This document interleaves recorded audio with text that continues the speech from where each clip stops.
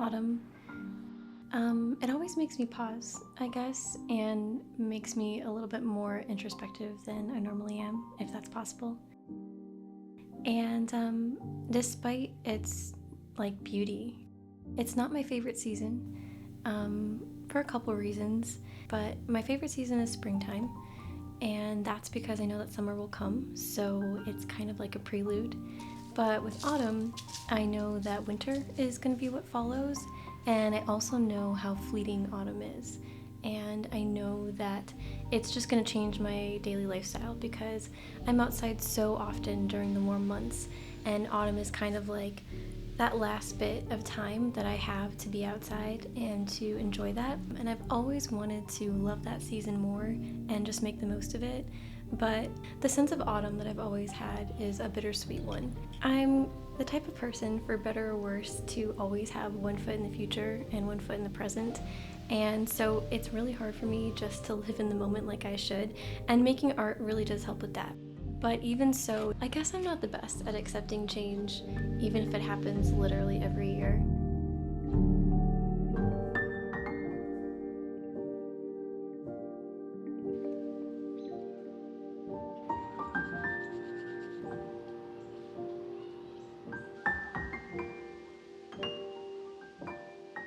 And very recently, I also experienced another loss in my family. So I guess something about the seasonal change just hit a lot harder, knowing that, everything was going to be a little bit different moving forward. And yet, it all did just make me take a step back and pay attention to all these feelings and how I was processing stuff a little bit more. I realized that the process of accepting change is really slowed down by looking back and feeling like you didn't quite make the most of something, whether that's actually true or not. Whether it's getting outside just to make more time to enjoy a season that won't last very long, or making time to spend with a loved one that you know probably won't be around forever. Yeah, it's all enough. All of those moments were enough, even though your mind keeps telling you that maybe they weren't.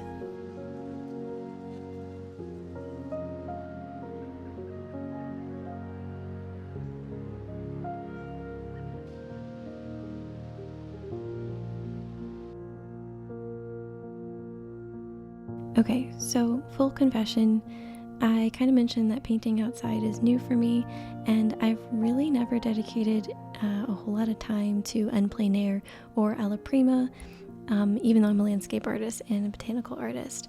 And I think part of that, again, is just I have my process, I know what works for me, and alla prima seems so much less forgiving, I guess, than a long form painting process, and that is kind of true.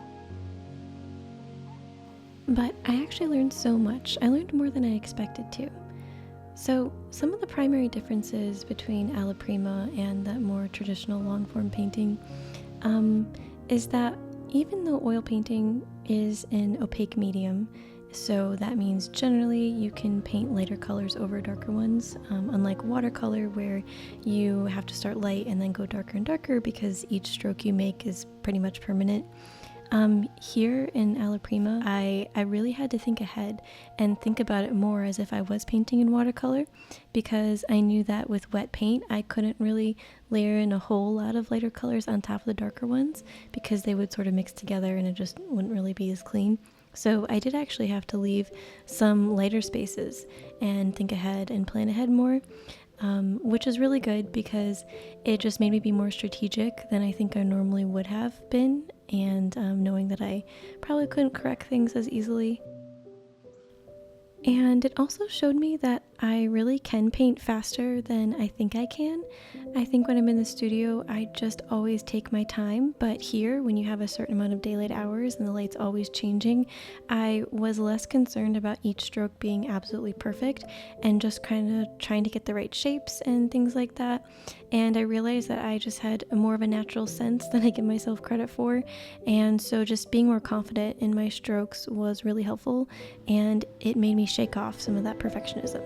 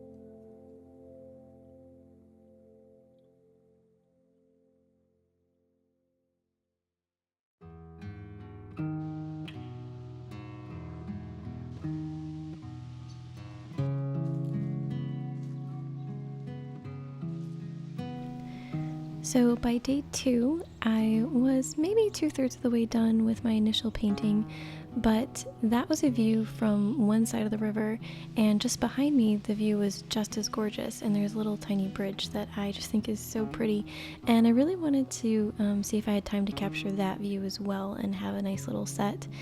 So I took a few minutes just to sketch out this view and took a couple pictures because I just didn't know if I'd have enough time to get to the second painting, but I wanted the option to continue it if I could.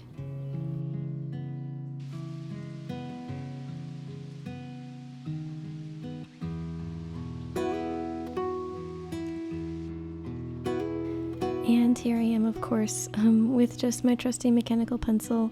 Sometimes I'll take out, the fancy drawing pencils depending on what I need, but this one's just so easy to use and I'm so used to it. And I needed something, small and sharp that would be able to get the detail down, especially on this cotton paper. And so I guess expensive art materials can be a little overrated sometimes.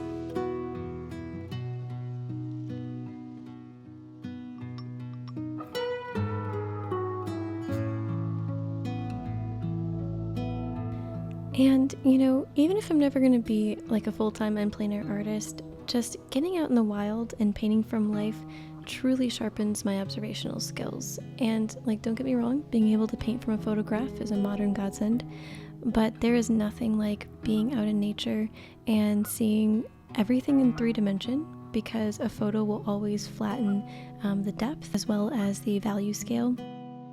And just even the movement of the wind in the trees and the water shifting in wakes and ripples on the surface of the river, just all the objects interacting with each other. I think that a good and plein air painting should really look like it's about to come to life. It should be tied to a temporary space and time. And that's the conceptual temporal beauty of en plein air. You're never going to observe that particular place in that particular moment really ever again, and you just have your memory of how you saw it through the painting.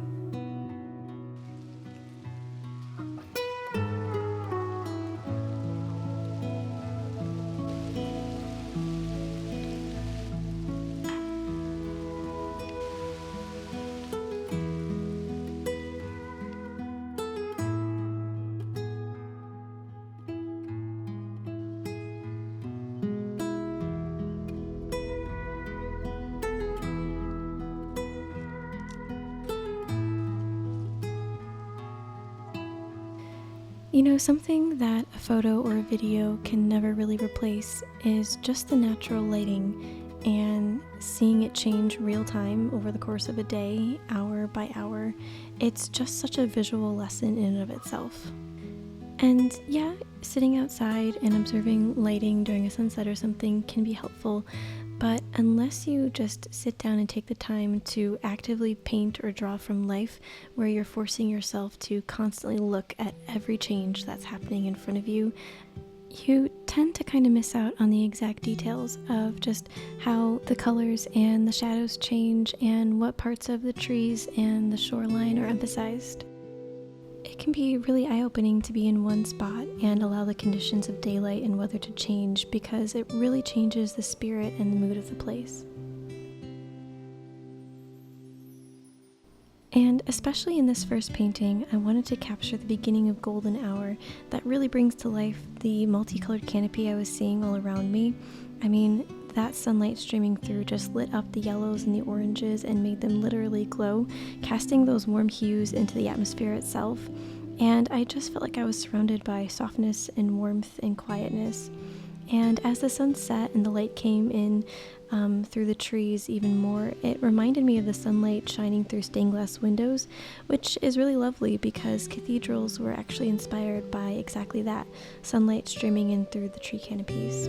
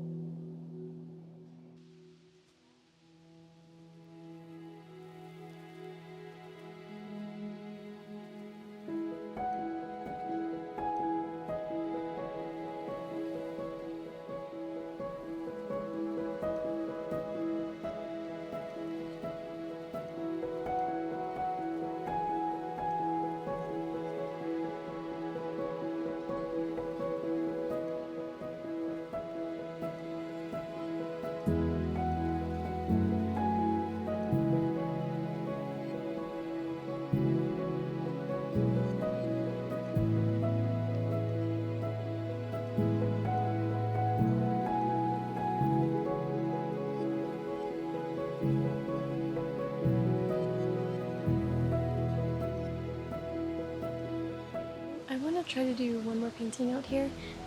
It's been a few days since I was here last, so everything sort of changed color-wise, but that's okay. It's still a really nice day, so I'm going to give it a shot, see how far I get, but I might end up painting the rest of the second painting like inside or in the studio or something, just because it might rain today.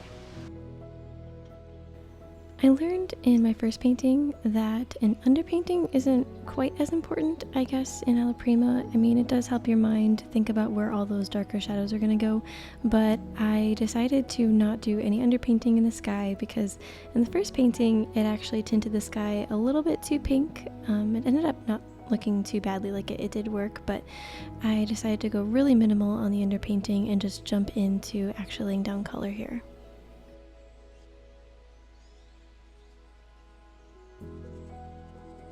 I also learned that the color blocking stage for alla prima is really important, and I'm used to just kind of getting a layer of paint over everything and fixing it all later, but just being more conscious of my placement, thinking about how the shapes of the trees need to be even in these initial stages, and starting to make strokes that look a little more like leaves and more detail sooner rather than later was also really helpful. But I think the funny thing is that I'm always going to be the artist that I am, and even incorporating more of a painterly style still isn't going to deter me from getting in there with the super tiny, impossible details that, for me, just, I don't know, bring what I see to life.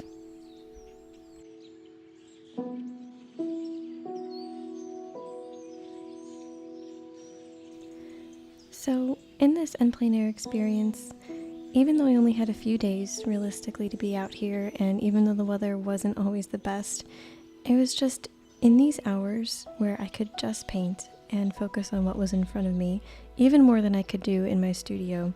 I think I finally felt myself living a little bit more in the moment than I ever really have. I wasn't thinking about the time I lost over the summer not painting outside, or the warm weather I'd be missing during the winter, although this experience has inspired me to give en plein air a shot during the winter time, but we'll see if I can handle that.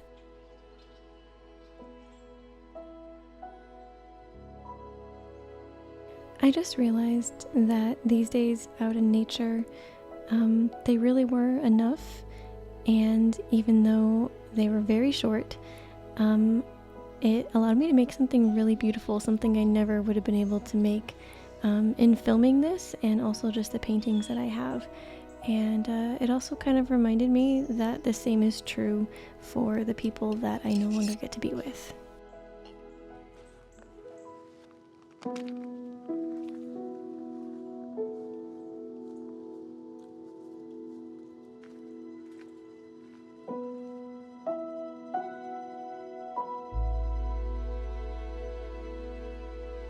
As I expected, the colors in the warm weather didn't really last. A few days of strong winds brought down most of the leaves, and it really started to look like late fall just as November came.